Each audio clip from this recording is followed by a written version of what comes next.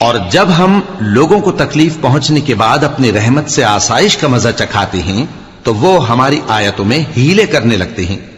کہہ دو کہ اللہ بہت جلد تدبیر کرنے والا ہے، اور جو ہیلے تم کرتے ہو ہمارے فرشتے ان کو لکھتے جاتے ہیں۔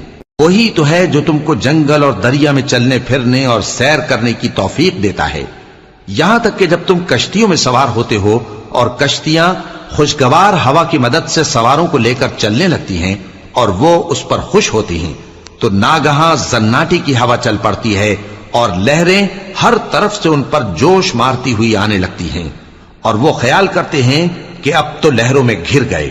تو اس وقت خالص اللہ ہی کی عبادت کر کے اس سے دعا مانگنے لگتے ہیں کہ اے اللہ، اگر تو ہم کو اس سے نجات بخشے تو ہم تیرے بہت ہی شکر گزار۔ پھر جب وہ ان کو نجات دے دیتا ہے تو ملک میں ناحق شرارت کرنے لگتے ہیں۔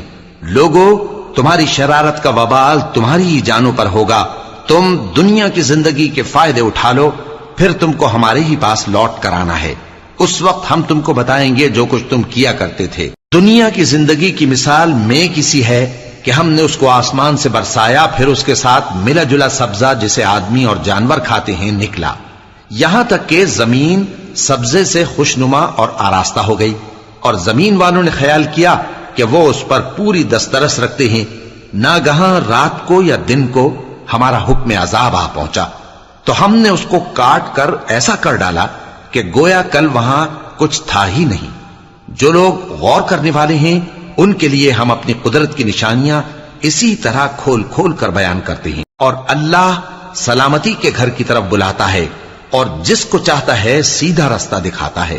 جن لوگوں نے نیکوکاری کی ان کے لیے بھلائی ہے اور مزید اور بھی، اور ان کے چہروں پر نہ تو سیاہی چھائے گی اور نہ رسوائی، یہی جنتی ہیں کہ اس میں ہمیشہ رہیں گے۔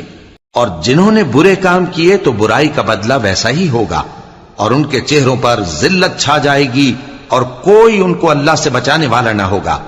ان کے چہروں کی سیاہی کا یہ عالم ہوگا کہ ان پر گویا اندھیری رات کے ٹکڑے اڑا دیے گئے ہیں۔ یہی دوزخی ہیں کہ ہمیشہ اس میں رہیں گے۔ اور جس دن ہم ان سب کو جمع کریں گے، پھر مشرکوں سے کہیں گے کہ تم اور تمہارے شریک اپنی اپنی جگہ ٹھہرے رہو، تو ہم ان میں جدائی ڈال دیں گے۔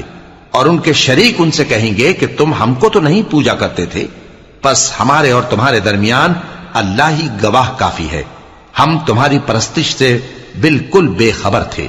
وہاں ہر شخص اپنے اعمال کی جو اس نے پہلے کیے ہوں گے جانچ کر لے گا، اور وہ اپنے سچے مالک اللہ کی طرف لوٹائے جائیں گے، اور جو کچھ وہ جھوٹ باندھا کرتے تھے